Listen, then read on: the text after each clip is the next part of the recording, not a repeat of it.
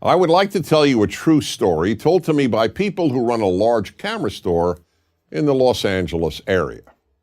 One day, a woman walked in and said she was looking to buy a camera. She asked one of the salesmen to show her various cameras, and then she spent about half an hour with the man figuring out which camera she really liked. Finally, after deciding, she asked the man if he might give her the name of a website where she could buy that camera at a cheaper price. Now, I hope that you realize something is very wrong here. But can you identify exactly what that is? Take a moment. Here's what was wrong.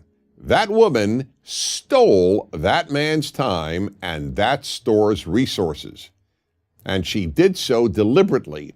In fact, had she taken money from the man's pocket or from the store's cash register, it would have been no different. Why? Because this woman went into the store knowing in advance that she was not going to buy a camera at the store, but on the internet. She didn't go to the store thinking she might buy a camera there. She went into the store solely in order to use the store's building and inventory, which cost money to provide, and the expertise of a salesman in order to choose what camera she will buy on the internet cheaper. What this woman did was wrong, yet people do it all the time. In fact, what she did violates a law found in a book called the Talmud. The Talmud is the second holiest book of the Jewish religion after the Bible itself, and it contains a law that changed my life when I first learned about it. If you enter a store, you are not allowed to ask the storekeeper the price of an item if you know in advance that you won't buy it. Now, let me make this clear. If you don't know whether or not you'll buy an item at any given store, of course you can ask the price. You can comparison shop, and if there's a chance that you will buy it at that store, you can legitimately take the time of the storekeeper to figure out what you want. But not if you know in advance that you won't buy it there. Then you're just taking up the store's time and resources, and that's wrong. The power of this law to change a life is quite remarkable. First of all, it says to you that you, the consumer, have obligations, not just rights.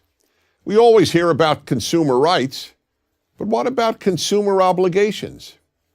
In our time, we are preoccupied with rights, which is too bad because in order to make a better society, people have to think of their obligations as much as they think about their rights. When I walk into a store, I have moral obligations as a consumer. And one of them is not to ask the price of an item or how it works or how it compares to competing items if I know in advance that I won't buy it there. I gave the camera store example, but this happens in all types of stores.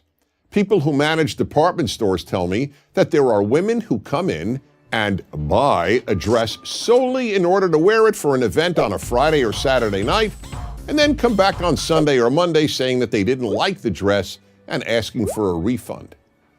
That is a form of stealing, not to mention deception. And the storekeeper law doesn't apply only to stores. I once talked about this law in a speech to a group of singles. Afterward, a woman stood up and asked, "Does this apply to a man when dating?"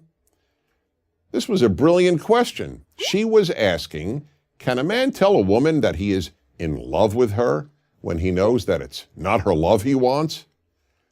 That's another example of how this law applies to so much of life. It's wrong to fool people into giving you their time or their expertise, or for that matter, their body. I'm Dennis Prager. Join Prager University, subscribe to our YouTube channel, and sign up for free at prageru.com.